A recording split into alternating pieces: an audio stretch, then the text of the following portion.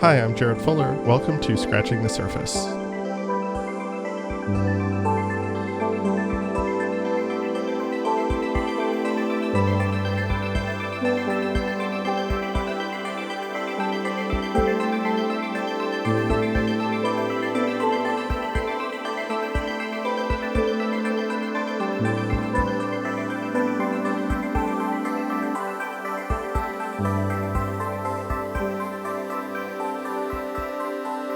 About 15 or 20 years ago, when I was a graphic design student and then transitioning into the early part of my career as a graphic designer, I got really interested in data visualizations, in information graphics. This was, at the time, an emerging sort of subfield of graphic design that was trying to find new, elegant, inventive ways of visualizing and communicating and telling stories through data. It felt both nerdy and scientific and very, very niche.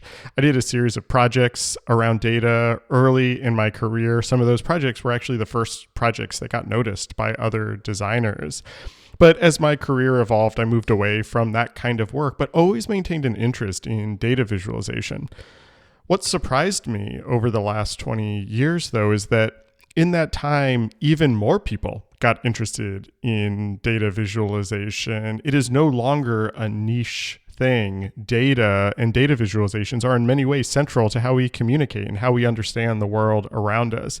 Think of the data journalism that appears in major newspapers near daily, or even the narratives around the COVID-19 pandemic, which felt like, to me, the first major news event in my lifetime that was solely told through data, counts of infections and deaths, the 6 feet measurements of how far away you have to stand between somebody else. Even the phrase flattening the curve uses the language of data to communicate. On the flip side, corporations talk about data being the new oil, a resource that powers our digital lives, sometimes to our disadvantage. Giorgia Lupi has been a pioneer in thinking about the relationship between data and design. Like probably many of you, I first saw the hand-drawn data visualizations that she mailed back and forth with designer Stephanie Posovic for their Dear Data project about 10 years ago. In 2019, she joined Pentagram as a partner, where she has expanded her data work, putting it into branding projects and other communication projects. With Phillip Cox, Giorgia has a new book out that speaks to this current moment in data. It's called Speak Data, and it's a book for the general public that presents data as a language we should all be able to understand and communicate with. I wanted to have Giorgia on the show to talk about this new book, but also to step back a little bit and think together with me about how we got here, how data visualizations have become a dominant form of communication, how that has then changed her work, and how we should think about data in this era of big data, of artificial intelligence, of the rise of Silicon Valley. On the back half, we talk about her own fine art practice and how that relates to and doesn't relate to data. We talk about how data humanism can be a form of resistance in this age of data capitalism. We talk about how Pentagram has changed her work and the different types of work that is available to her through being a Pentagram partner. And then we talk about where she wants her work to go next. If you like this show and what we do here, you can support our work by joining our Substack. We have a monthly newsletter that is free for everybody, but we also have a paid tier that gets you a bonus interview each month and really helps keep this show free for everybody all the time. I say it every week. I hope this show feels like listening to a great conversation in a coffee shop. And for the price of a cup of coffee a month, you can help us do this work and put more of it out into the world. Giorgia Lupi, welcome to the show. Jarrett, so excited to be here.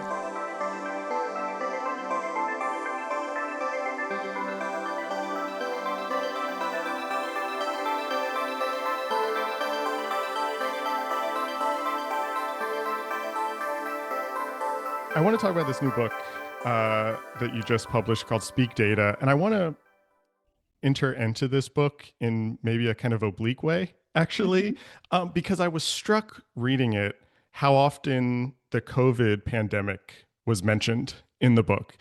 And you hint throughout the book that COVID sort of changed your approach to data or your understanding of data or how to use data. You also wrote beautifully in the New York Times, separate from this book, about your own experience living with long COVID. So this is, something that has actually affected you personally. But I'm kind of curious, how did COVID, how does living with long COVID, how did that actually shift your understanding of data? That's a lot of question in one. So I'll try to back up and give a context. So Speak Data is a book that I co-authored with Phil Cox, and it's a volume that should help us, human being, kind of like make sense of data in our lives and society right now. It's a manual that we wanted to write for ourselves, that we didn't want it to be hyper technical or really for data practitioners, but really taking the idea of data and looking into that in all aspects of our lives. And I'm sure that we'll get into how the book is shaped and the Yep. people that Yeah. we interviewed. But the pandemic has had a bit of an impact in how we conceived that book in general. As in, Speak Data is all about this idea of data humanism that I've been working through in the past however many years. And we've been trying with Phil to write a book about data humanism many times, a Mm, series of essays and texts, or really using our work. Phil has been working with me at Pentagram for a long time as a base to look into some insights on our society. But it really felt that if we rooted it into real life instead and into things that every single person, whether it's a designer or not, could really understand, that could have a bigger impact. And something that obviously, this is 2026, the book came out last year, and we wrote it through the years of the pandemic. And something that we started to think about is, how do people think about data in their daily life, and what can be something that they can all relate mm, to? And clearly we have the elections data or climate change data, but something that really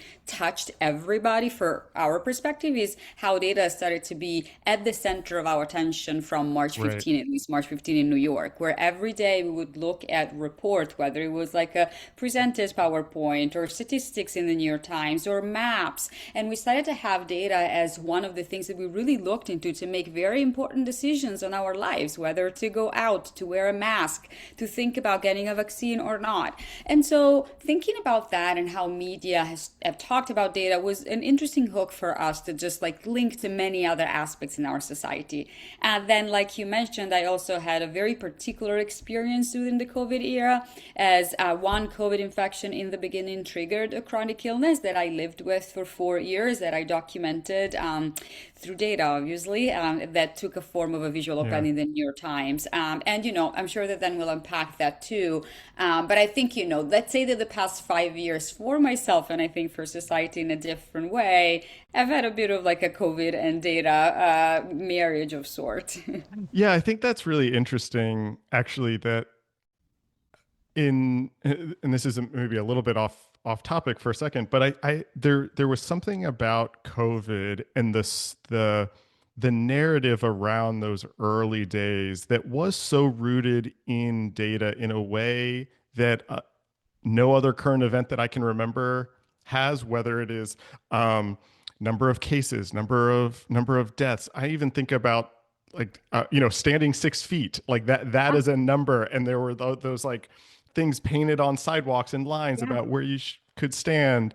I even think about this idea of flattening the curve as a totally. sort of data language around how to manage that.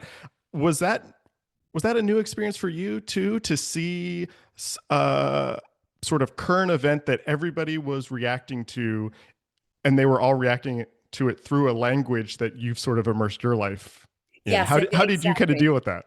Totally, and you're really so to the point. Like flattening the curve become this term that like everybody was talking about Yeah. as a goal. And I think, yes, I think it is the first time that really a language that I was speaking fluently for my job became something that all of a sudden people really cared about. And to me, it's not even about the fact that people were understanding. It's just that all of a sudden all the world cared about data. Before that time, like a few of us cared, a few of us Right. cared in different Right. moments in time, but that I think was a pretty defining moment. And something that, in the book and with our job, Phil and I and my team were really thinking about is all of the data literacy that was actually missing simply because we don't study data in school, for people to really be able to grasp what they were told on a daily basis. And I don't think that I don't want to point the fingers at officials, communicators that missed something. But I think it was an opportunity to point, to just really point to a bigger universe that needs to talk to us in a different ways. And so, just like making an example, you mentioned number of positive cases, numbers of hospitalization. So every day we were presented those numbers as if those numbers were reality on very Mm-hmm. precise graphs. This is the number of positive cases. While if we even just like stop for a second and get ourselves transported back in 2020, we didn't know. There was so much that we Right. didn't know. And but the uncertainty, the missing data point, Right. all of that context and nuances that could have really helped paint a fuller picture was not presented. And this is simply because a lot of the time simplifying a message through data seems like it's the goal. I believe that there could be some access to reality through data even without these like big simplification. Because again, how many people never tested because it was 2020 and we didn't have tests? And so just really pointing that number out there without contextualizing, it's one of the things that I think, then we go and unpack in the pandemic, not in the pandemic, we go and unpack in the book. And generally it is part of the data humanism philosophy. Yeah, you set up like five questions that I want to ask you, but I want to ask you one more kind of COVID related question, and I'm not totally sure if this is related, if this is a question about your experience with long COVID or this kind of cultural experience that we're talking about now. But you write in the book, you say, our personal belief is that data is a language. It's a lexicon for accessing the full complexity of human ideas, stories, and behaviors. It's a vocabulary that anyone can use and that anyone can understand. And if we learn to truly speak data, we can open up new worlds of meaning about ourselves, others, and everything around us, which is what you were basically just saying. And I'm thinking about that and thinking about what you just said in the context of your long COVID essay and your experience with long COVID, where you talk about tracking your symptoms, talk about tracking how you felt, changes in your body, changes in your emotions, and that this was a way to control a part of your life in some way that increasingly felt out of control. I'm struck by this idea that data can open up new worlds of meaning about ourselves, others, and everything around us. How did data in that moment open up Mhm. new worlds of meaning about you? What did you learn about yourself Yeah. through that kind of time in your life? So much. Well, also I think it's like important to say that I'm recovered, I'm That healed. was It my took next a question. long Yeah. time, exactly. But I'm like very, very lucky to call myself recovered. But they were 4 to 5 years of intense struggle. And so I started, to develop these symptoms that because it was an illness that was very, very new at the time, it was really hard to pinpoint down to a particular diagnosis. And so I would go to many doctors and I got different and kind of like vague responses. And so I naturally turned to data to try to just understand for myself. And so I started this big spreadsheet where I would like for every day track the kind of symptoms that I had, their intensity, but also like my biometrics from my Mm, smartwatch that I was having at the time. How did I sleep? And then trying to find correlation with how what did I eat? How much exertion did I have? Because exertion and like, a level of activity was very much like set to be, and it proved to be for mhm, me like a big trigger of symptoms. In fact, for long COVID people, the life gets smaller and smaller and smaller.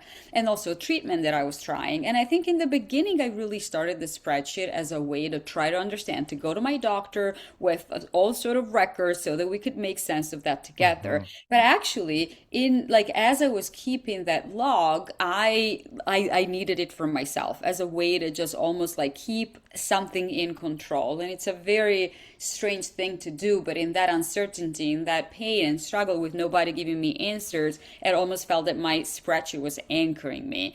And I think mhm, even through sharing it with people, because at some point after many many years of collecting data, or like few years of collecting this particular kind of data, I felt like there was something interesting to share. And so I published this visual op-ed in the New York Times where through brush strokes I actually really paint the picture of that 4 Hmm. years. Hmm.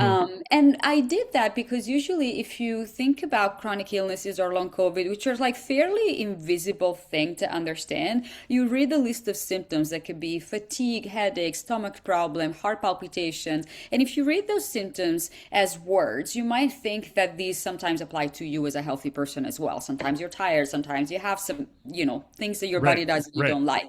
But it's only when you see the litany of symptoms and treatments and doctor's appointments and all of the consumed time and real pain on a big chart, I believe, that you can fully grasp the intensity of all of that. And in fact, in the after I published the piece, like the common reaction that I've gotten is from people with chronic illness, it was really to say thank you, because right now I have something to share with my loved ones to make them understand what I was Hmm. going through on a daily basis. And so I think this is how data can become these different language, first of all, to try to speak with yourself in some particular moments where you need it, but also to present things that, if we don't use that analytical way of recording reality, might be lost, through only words. Yeah, I think that's really well said. And I think that the reason I wanted to start with talking about COVID and talking about the kind of subtext of COVID in this book and your experience with COVID is because I'm fascinated by this idea of data as a language, which feels related, but also slightly different than this concept of data humanism that you have been talking about for the better part of a decade. And I'm wondering if you could talk about, I have this is a sort of two-part question. If you could describe data humanism, which I think you're starting to get to in that previous answer, where you can see all these stats, you can see kind of all these numbers and all these things, but where's the human in that? Where's my experience in that can sometimes get lost. Tell me about data Yeah. humanism, and then tell me about this idea that you talk about in the book of data as a language. Is that an expansion or an evolution of data humanism in some way? Absolutely, absolutely. So data humanism, it's like this combination of two words that started to pop in my mind around 2015, 2016, after I actually did for a year and a half, like a really intense project, Dear Data, that we can Hmm. talk about later if you want to, which was like a methodical tracking of my life and getting to know another person through this language with no technology involved. And after I, at the time, had worked for 5, 6 years in the professional world of data, right? And what I really felt that, especially in the 2015 moment of like data is the new oil kind of a feeling, Yeah. was the narrative is that data, are numbers, are charts, something objective, something outside of us, something that really depicts the truth, but also at times like inhuman and scary. And what I really wanted to do, and I started to talk about, is like, why don't we take a step back? If we think about what data really is, data is an abstraction of reality of the world that we, human beings, created to be able to see, to parse reality one subject at a Mm. time. A tool that we made because we couldn't record life on a hard drive in a way, right? And even if it comes from a sensor or it's processed through an algorithm, well, a human being designed what to collect and what to leave out, right? And so, and even in the age of AI right now. And so data to me is a tool that we human beings use to make sense of the world. And in this way, a powerful narrative tool, which leads me to how then we evolved it into thinking about a language. And generally, I think data humanism is the idea to try to reconnect numbers to what they stand for, which are our imperfect and human Mm. life in a way. And so all that we unpack in the book and in the idea of data humanism is bringing numbers back to people and bringing people at the center of data, embracing all of the qualities that we wouldn't think when we think about data, but we think when we think about humans, which is subjectivity, Hmm. imperfection, empathy, things that are missing, things that are evolving. Because I think that the goal with data, I don't believe that it should be only to make us more efficient. But again, if we see this as this powerful lens that helps us analyze the world one subject at a time, well, then it's where I think really beautiful possibilities come up. And the idea that it's a language, then, and getting back to what I was saying in the beginning, we tried a couple of iterations of the book, but ultimately what we were interested in is really building something that could expand on the definition of data, which is something Yeah. that, again, we don't have. And in fact, in the book, we talked to a lot of people, non-data experts, but really people at the top of very different fields. And one common thing that we ask all of them is, what is data to you? And I find it incredible. Then, we'll talk about who these people are if you want to, that none of them, or pretty much none of them, really talk about data as this truth and Right. universal Right. thing. But there's so many human ways of thinking it. Data as a form of memory. Data is another way to see. Data as a irrefutable point of drama in a plot. Like many of these definitions really point into the superhuman nature of data. Yeah, I think it's important to note we've been talking around the book Right. for a bit. So this is a book that's for a general audience. This is not a book for designers or even people who maybe kind of self-identify as data nerds.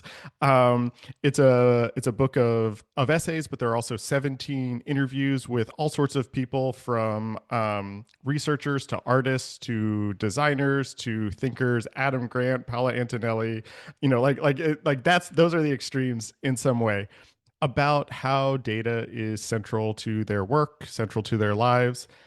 You mentioned that um, you've tried to write this book in various ways over the years. I have a sort of a weird question. Maybe I'm curious about why a book about data for a general audience now. How do you think about this sort of current moment Mhm. and what this book is trying to do in the sort of current culture of how we understand data, the sort of post-COVID data as a way to understand things world that everybody is familiar with? What is this book trying to do?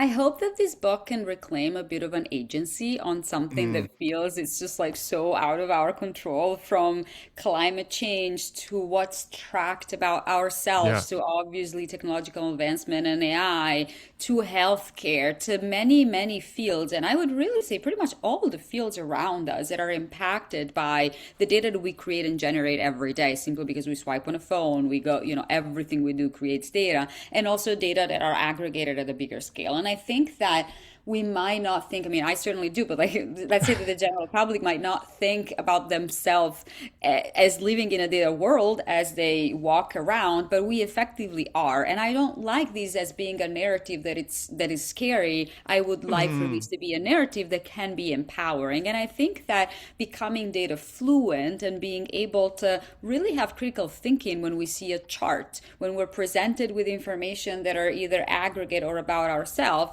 is the starting point. But at the same time, like I said, I really didn't think, and with Phil, we didn't think that a technical book that is really about, yeah. the best practices with data or statistical relevances in data would have landed. And so to me, this is a book that people could pick up if they want to have an informed conversation about data, or they can pick up because they're interested in one of the topics. In fact, there's, the book is organized around macro topics: data and identity, data and Hmm. communication, data and health, data and technology, and even data and creativity.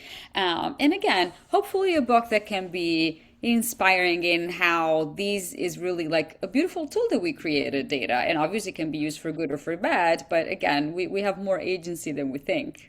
Yeah, I love the way you're framing the narrative around data today. This is something I was thinking about as I was reading the book and I was thinking about your work and thinking about this conversation is how just data as a term, and we've been kind of talking about this with COVID also, has just become something that more and more people are familiar with. When you started Yeah. doing your work, it was this very niche thing.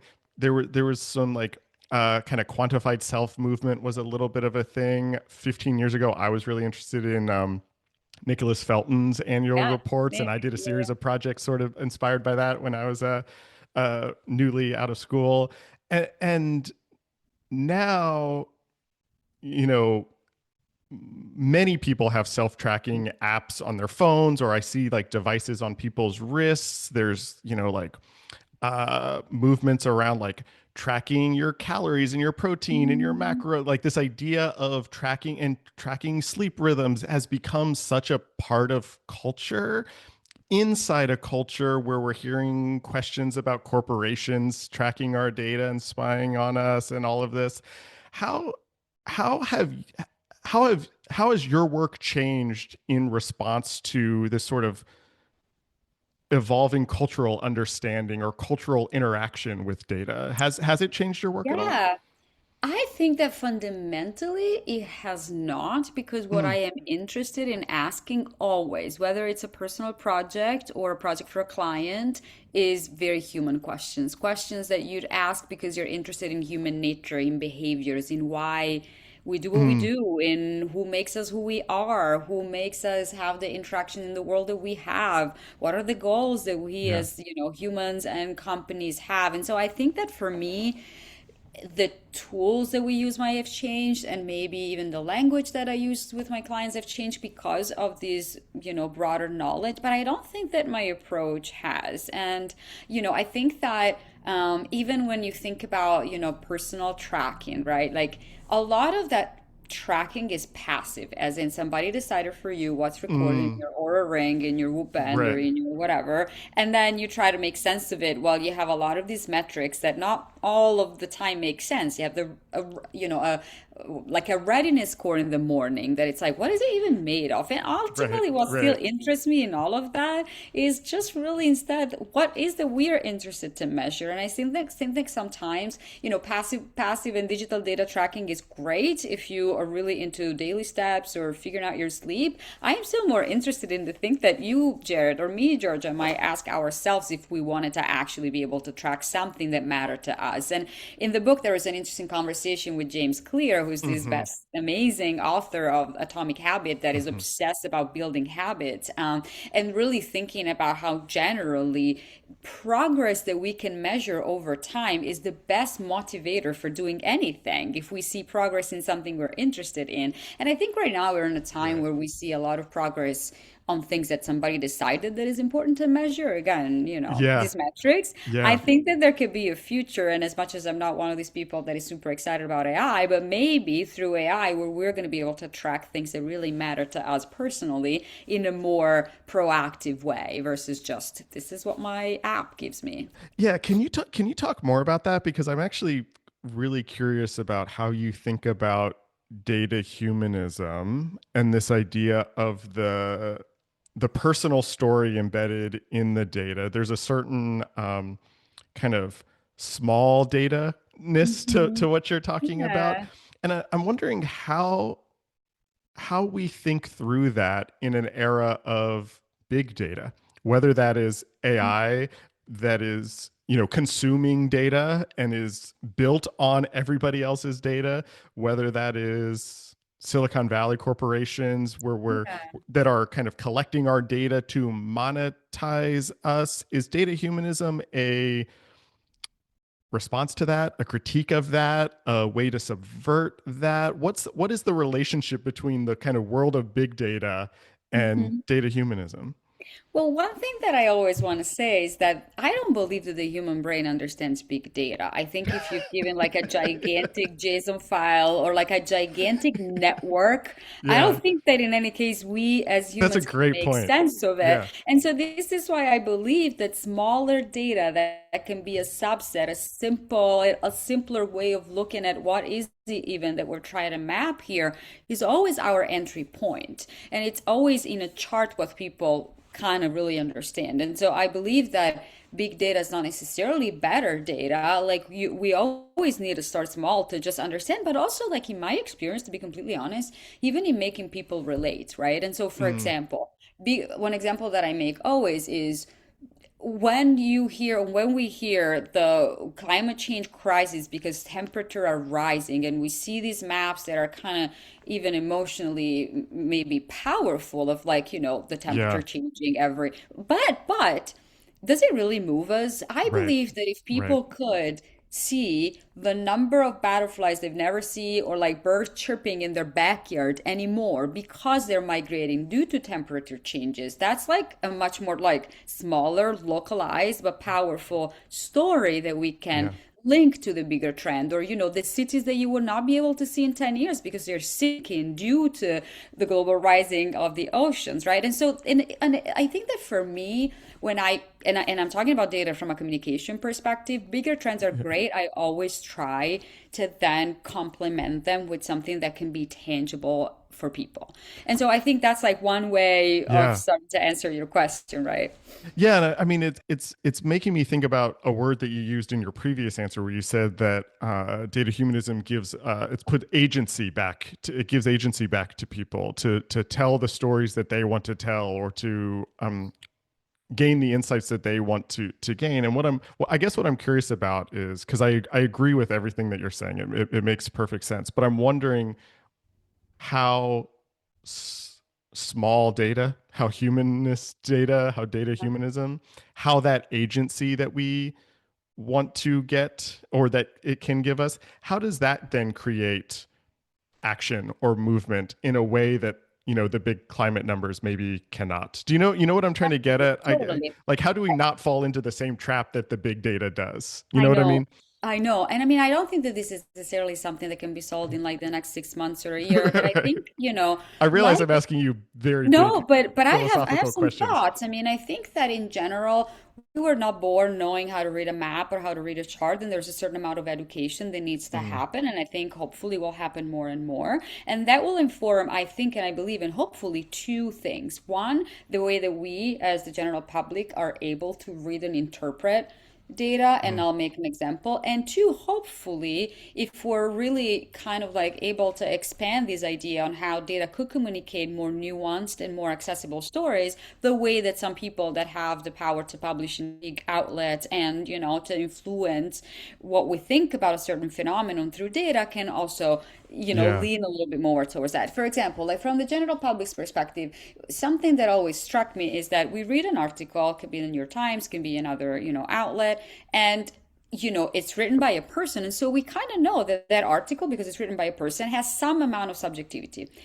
We can see that it's very Yeah. factual, but there's Yeah. subjectivity. But then in the same article or somewhere else we see a chart and we think, oh my gosh, that's reality, that's the truth, and it's the same exact thing. That's Yes. as subjective as the article, right? And so I think even just starting to toy with these ideas, to understand that obviously having data is better than not having data, but there's like a whole world of context that might be missing from that chart, or that usually I think as conventions journalists or designers are not used to really explain their choices. And I think that we, as a society, will have a better use of data if we could access the complexity that sometimes is hidden in this data simplification that we see. So again, like I'm saying, I'm maybe an optimist. I think that, there's a world where we can use all data in a better way, and that hopefully will trickle up. Now, the other thing that I want to say is, like everything, people that have political power needs to also want to be using it for the best. And so there's not a lot that only communicators could do. But I think, again, it's a language that is evolving. It's a language that is fascinating. And I also know that, like, so far we've talked about data a lot from like a societal political perspective. I also think that, like, also getting back to the world of design, it's a really interesting narrative tool, right? So there's like that fascinates me very much as a practitioner as well. You see exactly where I was trying to take this Mm, conversation, because and the reason I ask about this kind of the power aspect or the politics of data is because as I was looking over your work again, preparing for this conversation, I was starting to read many of your projects as a almost implicit critique of this objectivity, of mhm. this kind of big data, of data as truth. I think your use of analog methods, drawing, pencils, paints, you mentioned dear data earlier, the kind of the Sharpie quality of that. But then also the beauty of much of your work. And we don't often talk about data visualizations as beautiful. And I'm wondering if you think about the methods that you use, the drawing, the hand quality, as a way to very literally show the subjectivity of this. It is a way to kind of visualize the human behind it in some way. And how do you think about that? Yeah. Well, that's interesting. So I think there's like multiple things that doing data visualization the way that with myself in my personal project and my team does it, that can actually go around what you're saying. Obviously, in some projects that are maybe the more artistic commissions, the hand-drawn and painterly quality is something that simply I think is fascinating to me to do, and people really react to because again, it's Yeah. something very warm and human, and that has imperfection qualities baked in it, and that clearly couldn't be processed through a software that again soften the whole idea of data. But I think that even when we work digitally, and there's so many things that I've done digitally, what we rarely do is creating charts that are just like the usual standard like bar chart or things that you can find in Hmm. a library. And Hmm. this is not for the sake of saying bar charts are bad. Bar charts are fine, but what I find wrong is the process that sometimes happen, that you have a data set that is truly unique because it's a unique data set. It talks about a specific context. It's been, analyzed in a certain way. And then you kind of like cram it into a library of charts that you can just speak Yeah. from. And Yeah. I think that even when we work digitally, we really try to build custom visualizations of things that are made for that data set.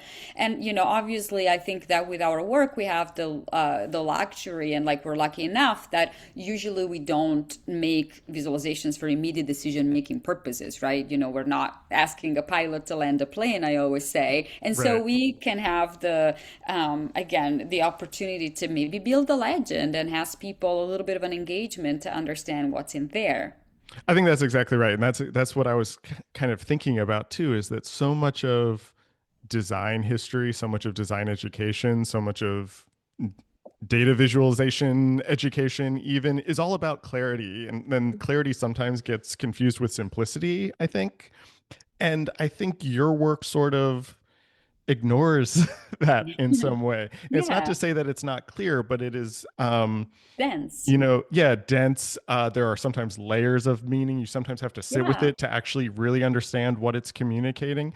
How do you think about that balance between, yeah. I'm not even sure what the extremes are. I want to say like legibility with also kind of visual innovation in some way. The fact that these aren't just a bunch of pie charts and line graphs, that you're kind of Yeah. experimenting with forms, but also wanting to make sure that it's communicating something.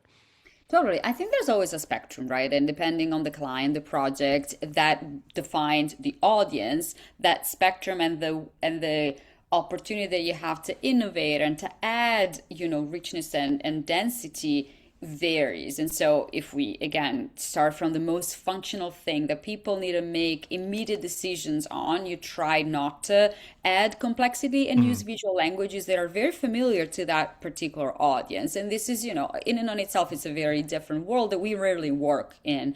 But then, for example, just moving a little bit further than that, and before we get into the more artistic interpretation, what we do a lot that is still very functional and starts from this traditional chart is building data visualization design system for brands. And so with my team, we work on brand identity projects. And the most beautiful thing is when together with the brand, we can also look into their data visualization system and not mm, only has stylizing charts as an aftermath. And what we right. do in there is actually looking into all the cases that they have, all the multiple page reports where they use the same charts, and try slowly to, first of all, obviously best practices on how to add context when we can. And maybe there's like one chart that is the one that really shines light on the particular insights of the company. There's their way of doing things that we can change slightly. Everything else still, it's polished. Again, added context and added missing data when possible. But so that's what we do. And then obviously I work on many,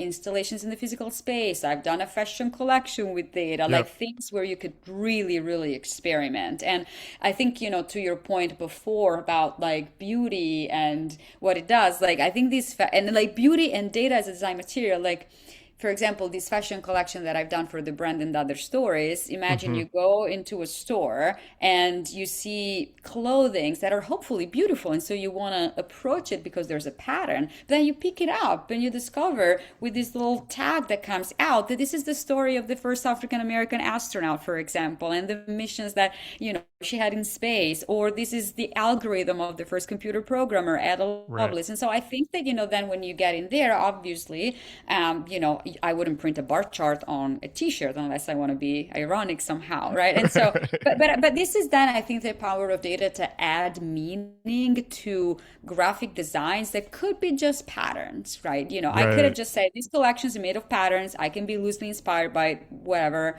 and that stops there. But that's when I think there's such a world that we can explore.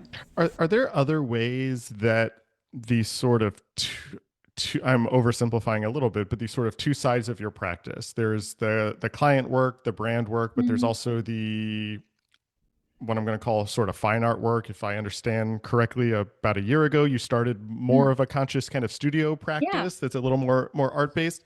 How do those talk to each other? Are there things that come from that art side, whether that's yeah, the fine art, the studio practice, the installations that make their way into the branding work, or work that's happening in branding that's informing the yeah. artwork? How do those sides talk to each other? I think that everything feeds the practice and the practice feeds the practice. And so as much as I was talking about these installations that I do, and I have some artistic commissions that I worked on over the years, I've never really had like a studio practice that Mm. is starting from just the fact that I want to paint or want to do something Hmm. without a brief, without a project, without like a final goal in mind. And I think that lately, to be completely honest, it was probably in response to the AI, the generative AI world, where I Mm. felt just like we can talk about it, but I think that it feels like even more right now people understand that the actual prompting to get a result fundamentally, I mean, at least I'm understanding it or I'm feeling it, like undermines something so human, which is the process of making and creating and the flow that you get Hmm. into. Hmm. And Hmm. not that I personally use AI because, I have a team of people, we meet, we do things together, but there's something about that world that made me really, really, really last year want to go back to. I just really need to not have a goal, like not have a prompt to respond to, but Yeah. really seeing what happens if I start with what I have around, like materials, into it. And I think at the same time, it's also because at this point, I'm like, I don't know if I'm mid-career or anything, but like, I've worked for 20 years.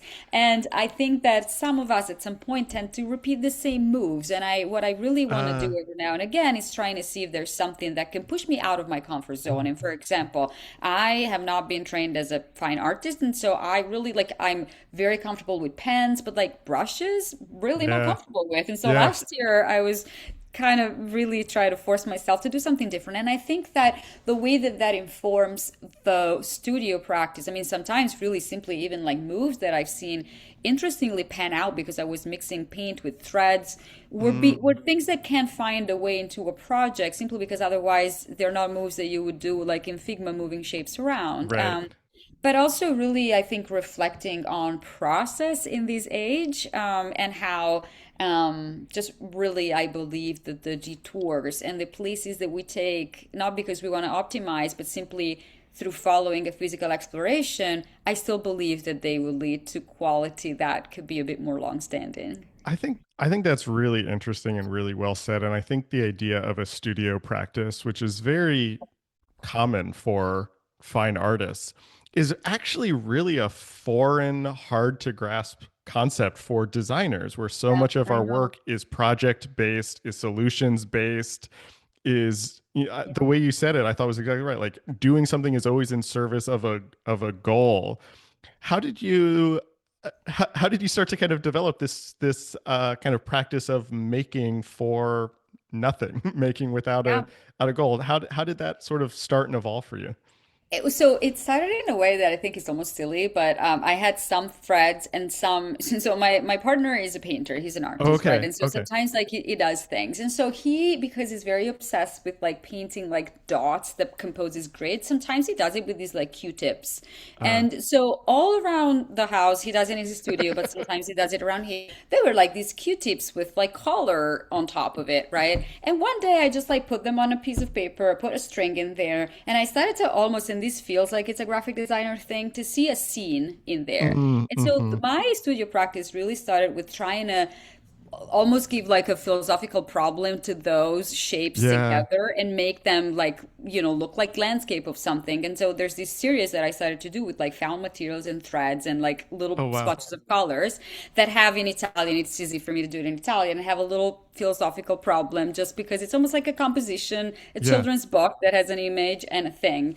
But then I really felt like such a pleasure in just doing that. And then I pushed it forward. I started to actually pick up a brush and try to see what happens. And in the obviously there's a lot of bad stuff that I've done, but Oh, of then over course. time over time I think I'm I'm exploring things that are very related to the way that I think as designer. Because, for example, lately I'm painting and threading diagrams, ways of diagramming reality, which Okay. is an obsession of mine, Yeah. obviously.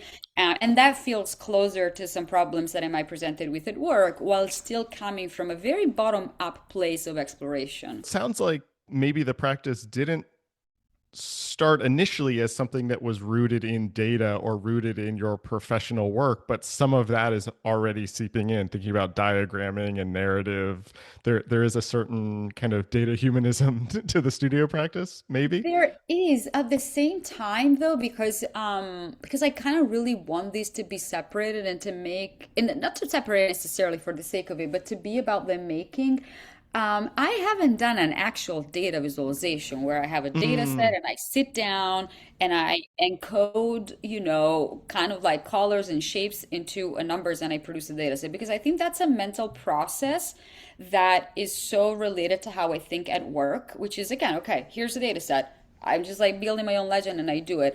When I talk about diagrams, it's much more like intuitive ways of mapping okay. relationships, of looking into a phenomenon that I'm interested about and just like using writing and using, like abstract graphic design symbols pretty much, but done it Mm, in a painterly way. And I think that, I mean, I know that I'll have data visualization commissions and I'll do artistic data visualization, but I really love that it's almost the other way around. There's almost like an implied layer of data in what I do, but it's never like a fully designed data set. It's more like, a way of thinking, if it makes sense. yeah, yeah, no, that does make sense. That's very interesting. So let's talk about the flip side of that for a second and talk about the work, the work that you do. Yeah. So, in 2019, you joined Pentagram as a partner after co-founding Acrobat, which in 2011, is that right? Yes, correct. Which was a data visual is still is a data visualization studio. And I'm curious how joining Pentagram changed your work. What can you do now that you couldn't do before? Maybe what can't you do in a Pentagram Yeah, context that you did sure. before? How did that Yeah. change how you think about all this? Well, Pentagram is such a beautiful place to be in. I think I'm very, very lucky that I'm not a traditional brand identity, Mm-hmm. designer or even graphic designer. But I made my way into being able to become a partner and have my own team and work alongside very talented graphic designers all the time. And what the reason why I actually wanted to join is that I feel that the first 10 years or so of my career were very, very, very much like I'm a data visualization designer. That's what I do, data visualization. And I think that, if I'm being honest with myself, I think that I am a designer, I'm a graphic designer. And actually, one of my favorite material is data to look at reality. Mm, But ultimately, I really love the language of graphic design to be able to communicate complex systems, missions, and even like that's right interesting. now, that I am working on a lot of brand identity projects that I love doing. I mean, I know that I approach brand identity projects and visual identity. I actually like to call it visual identity projects. I think Uh, it's it's it's nuanced, but I like it better from a system point of view. And always, I think that a way of model the unique sauce of the company and the mission is something that sips in the way that I approach the projects. But I think that there's like a bigger like a more expansive breadth of work that I've been able to do as I joined Pentagram. And that also was getting out of my comfort zone, because obviously in the world of data visualization, like I knew it before with the clients I had before, I was very, very comfortable. And I kind of think I needed really to expand the way that I think about design, which I love. it's interesting. I feel like there's a sorry, I'm now going to be like reading the tea leaves of Pentagram, Right. mythos here, but often when a new partner is added, there's a narrative around like, oh, they're the X partner, they're the data viz Right. partner, they're the Yeah. digital partner, and maybe it starts that way, but I think there is something to be said about the successful Pentagram partners over the years maybe come in with a lens to go back to our Mhm. earlier conversation, a data lens or a Yeah. digital lens or a web lens, but then are able to sort of blur that into a lot of other kinds of work. So Yeah. do you still see yourself as a primarily data designer, information designer? How do you kind of Yeah. describe your work today? I really think, I mean, it's very interesting, and I think that it is exactly like you said, that we come with some of us a very particular set of skill set, kind of client, and the idea is really that then through the work, through the opportunities that Hmm. you have there, through the collaborations, and really through sitting close by to people that do that kind of, different work, you're able to find your own way to approach a broader spectrum of graphic design projects. I think that I made, my work known for data, but I really hope that people don't only see me as the data designer. I think I have a lot of say about data. I love the world of data. We've talked about it for the majority of this conversation, but ultimately, I really do see myself as a designer, or, honestly, even taking a step back as a visual communicator. I think that Mm. ultimately, I love the world designer. Design is my favorite world. I have a hard time when people say, but you're also an artist, to say, yes, I'm an artist. But if anything, I think that I can communicate visually. And Yeah. I don't love the word storytelling, but ultimately, I kind of think that that's also sips into my practice. And so I do think that it's broader than just, working with data. I think that's also interesting to think about, not just kind of information designer to designer or to visual communicator, but also, so much of your, and hopefully you agree with the premise of this question, but I feel like a lot of your fame, a lot of the notoriety around your projects have come from these personal projects. Dear Data, which you mentioned earlier, the long COVID essay, which was very personal. Um, your own experiments with self-tracking. How does that work? Data that you are creating and generating, how does that change when you are working with a corporation on a brand Yeah. identity where there might be different types of data or no data at all? How do you kind of think about that? And maybe this is Yeah. another way to go back to the kind of art and design question, but I'm also interested in the personal versus the corporate in Yeah. some way. Seems like an interesting kind of tension. Absolutely. Absolutely. I think that there's always, for me and my approach, and even I think, the team that I have, I love my team, and a lot of them share a similar way of looking at reality. So I think the Mm, commonality is a way of looking at reality. I think that even when I come to a corporation, like a for-profit or non-profit, whoever, like I really am interested in mapping their universe and mapping their audiences. And ultimately, some other mm, things that the more personal projects have taught me, and especially looking into how people reacted, is how to tell stories that people relate to. And I think that it's easier to learn that skill if you have some ability to do it with personal stories, to really understand the spectrum of things that make people click, that make people see themselves in, a story that you tell. And I think that that's very much translated into how you want a brand to feel and the audience to feel that they belong. Ultimately, to me, it's all and always about people and about how people perceive themselves in relationship to a product, a movement, right? And so I think that in a way, it's really the approach that, or the initial set of questions, that is the same. And I think that then obviously there's different scales or different problems, but and I think this is also the first time that I actually, say it out loud, but it feels that that's the things that connect it. Yeah, I mean, and as you're saying that too, I'm even kind of realizing for the first time that both data and design are these containers for other things. So Totally. to say that you look at the world, to say that you're interested in data, like what Yeah. does that actually mean? It's like, well, what kind of data are you? And the same thing with design. Like Yeah. design is in service of some, and in a way, these are both Right. lenses through which to see the world, lenses through which to tell stories, lenses through which to, kind of communicate with people and amongst Yeah. people in some way. 100%. I think you said it really beautifully. I want to um, end this conversation by looking towards the future a little bit. In an interview that you gave in 2022, you said, if all goes well at Pentagram, I'll be among a new generation of partners. I think in a few years, this will mean redefining some of the modalities that older agencies adopted. If you see Pentagram as a stage, there's a lot that can still be experimented with at the intersection between client work and speculation, at the intersection of pure graphic design and something that also has a philosophy behind it. I think that interestingly is speaking to a lot of these kind of different modalities that we are talking about. it seems like things are going well at Pentagram for Yeah. you. How do you see this work evolving? How do you see this idea of kind of ways we can experiment with what graphic design even is and how studios can then, start to service that out into the world? How are you kind of thinking through that question today? Yeah.